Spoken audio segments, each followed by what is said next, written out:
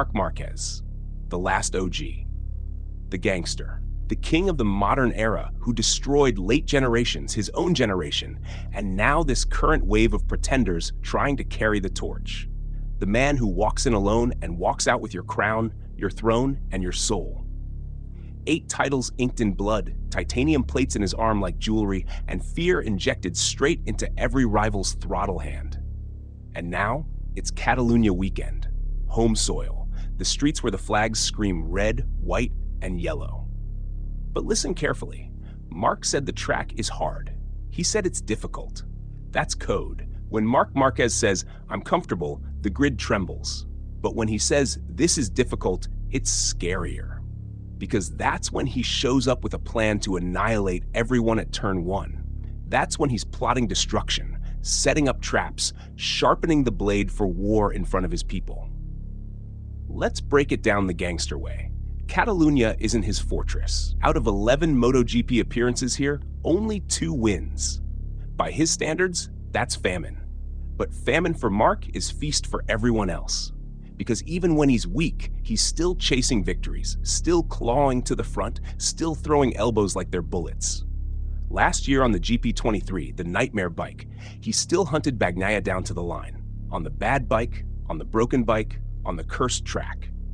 Imagine what the man does now, armed with the Ducati weapon, the GP25, the monster machine built for killers. He's got 175 points in his pocket, a 14-race streak where every weekend ended with him holding the trophy, and rivals crawling back to their pit boxes broken. Silverstone was the last time someone else got a taste. Since then, he's painted every podium scarlet, 14 straight, 7 straight full-length wins, 14 if you count the sprints. That's not a streak. That's a reign of terror. That's execution season. Even the dead men walking whisper his name. Marc will win. And yet, he says, maybe it's time to stop these victories in a row. That's Marquez Psychology 101. You don't let the rivals smell your blood. You let them think you're softening, that you're human, that Catalunya could be the stumble. And then you cut their throats on Sunday. He's done it before. He's done it always. What this really means is simple. The Barcelona crowd is about to witness a massacre. Marc Marquez is a one-man army. Every weekend is war, and he doesn't come with allies. He comes with rage, scars, steel plates, and the hunger of a man who isn't chasing history. He is history. His rivals train all week, work all year, dream all their lives, and Marc burns those dreams in half a corner. He walks into your house, slams the door, takes the crown, and leaves you looking at the floor wondering why you even showed up. That's what makes him the last OG. Look at his resume. 8 titles. Could have been 10 or 11 if not for the injuries that tried to bury him. But titanium became part of his skeleton. Surgeries turned into scars that became medals. Every crash, every high side, every broken bone only fed the myth.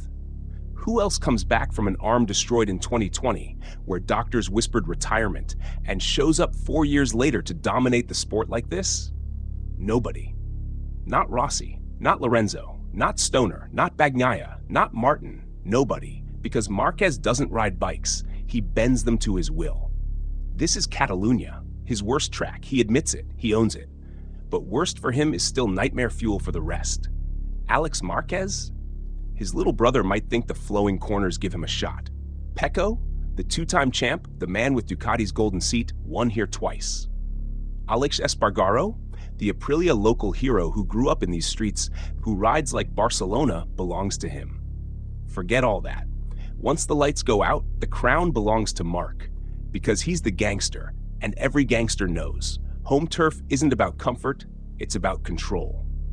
Montmeló is where Marc tested the Ducati for the first time last year. First laps, first whispers of destiny. He said even then, this is the bike, this is the place. He tasted the power difference. He felt the weapon in his hands. Free tenths on the straight, sharp edges in the corners, and a team that follows his orders like soldiers. That's when he knew this was the house he would own. Now he's back on the same soil. Not as a tester, not as a hunter, but as the king with a 175-point lead. Win here, and he's one step from his first title with Ducati. outscore Alex by 10, and Misano becomes the coronation ceremony. Ducati is wrapping the constructor's crown already. The empire is built on his shoulders. But here's the twist. He doesn't care about points. He doesn't care about math.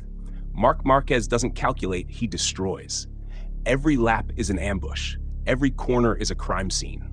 Catalunya is about pride, about proving that even in his so-called weakness, he's still the most dangerous man on two wheels. He's the gangster who walks into the trap smiling because he knows he built the trap. And the rivals? They're already sweating. Alex has the motivation. But how do you fight your own blood when your blood is the shark that smells fear? Pecco has the past wins, but Marc already broke him in Sachsenring, in Assen, in Silverstone. Bagnaia is carrying ghosts now, and ghosts don't beat OGs. Aprilia has the home hero Alex, but Alex is on his farewell tour, a man saying goodbye while the king is saying more. That's not a rivalry. That's a funeral. So let's not sugarcoat it. Catalunya will be bloody. If Marc says he's comfortable, the grid dies in silence.